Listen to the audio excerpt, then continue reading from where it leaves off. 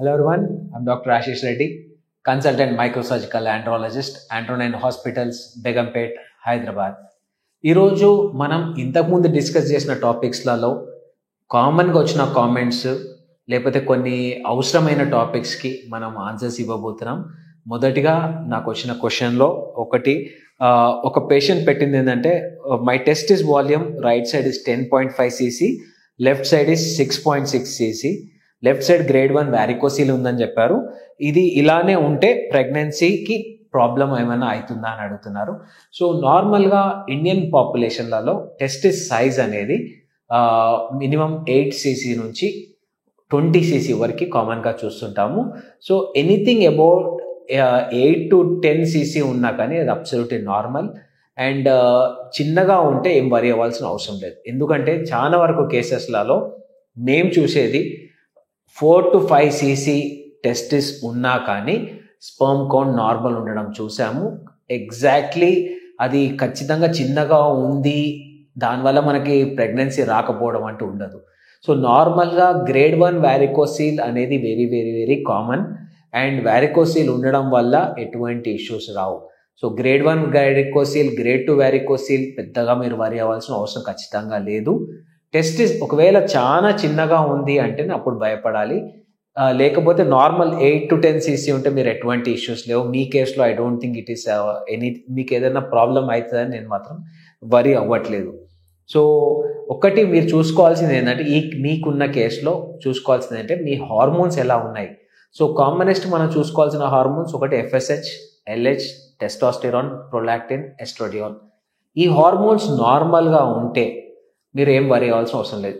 చాలా వరకు హార్మోన్స్ కరెక్ట్గా లేకపోతేనే స్పర్మ్లో ఇష్యూస్ వస్తుంటాయి. సో అదొకటే ఆలోచించండి. టెస్టిస్ సైజ్ గురించి మర్చిపోండి. స్పర్మ్ కౌంట్ నార్మల్ ఉంది అంటే ఎటువంటి ఇష్యూస్ రావు. సో దీంట్లోని యాడెడ్గా మనం చెప్పేది ఏంటంటే చాలామంది నా కెమెరా ఫ్రెండ్స్, టీవీ మిత్రులు కానీ నాకు ఇంటర్వ్యూస్ చేసే ప్రతి ఫ్రెండ్స్కి వెరీ కామన్గా వాళ్ళు నాకు అడిగే క్వశ్చన్స్. సో వీళ్ళు ఏంటంటే హెవీగా కెమెరాస్ కానీ స్టాండ్స్ కానీ మోస్తూ వెళ్తుంటారు. సో బైక్ పైన వెళ్తుంటారు. చాలా మంది స్కిడ్ అవుతుంటారు, కింద పడే ఛాన్సెస్ ఉంటాయి. సో మీరందరూ ఒకటి చాలా ఇంపార్టెంట్ గుర్తుపెట్టుకోండి. సో కింద పడంగానే టెస్టిస్కి దెబ్బ తాకిపోయిందని చెప్పి చాలా స్వెల్లింగ్ అవుతుందని చెప్పి భయపడాల్సిన అవసరం లేదు. అది ఒక చిన్న మైక్రో ఇంజురీస్ అవుతాయి, వెరీ కామన్గా అవుతాయి. సింపుల్ పెయిన్ కిల్లర్స్, ఒక ప్లేన్ పారాసెటమాల్ లాంటి పెయిన్ కిల్లర్స్ వాడినా అది తగ్గిపోయే ఛాన్సెస్ ఉంటుంది. ఒకవేళ స్టిల్ ఒక 1-2 days తర్వాత కూడా మీకు అలానే ఉందంటే అప్పుడు ఒక స్కాన్ చేసుకొని చూసుకోండి. ప్యానిక్ అవ్వాల్సిన అవసరం లేదు. ఎందుకంటే మీరు చాలా హెవీగా అన్ని కెమెరాస్ మోస్తుంటారు, స్టాండ్స్ మోస్తుంటారు. సో దీంట్లో భయపడాల్సిన అవసరం లేదు. ఆల్వేస్ స్క్రోటల్ సపోర్ట్స్ వేసుకోండి. ఎందుకంటే మీరు చాలాసేపు నిలబడుతుంటారు. సో టీవీ ఇంటర్వ్యూస్ చేసే నా ఫ్రెండ్స్ అందరికీ కూడా ఇదే చెప్తున్నా, మీరు ఎక్కువసేపు నిలబడతారు కాబట్టి ఖచ్చితంగా స్క్రోటల్ సపోర్ట్ వేసుకోండి. టెస్టిస్కి ఒక సపోర్ట్ అవసరం అవుతుంది. టెస్టిస్కి సపోర్ట్ ఇచ్చినప్పుడే మీకు ఎటువంటి ఇష్యూస్ రావు. అది వేసుకోవడం వల్ల ఈ స్పర్మ్ కౌంట్ ఖచ్చితంగా తగ్గదు.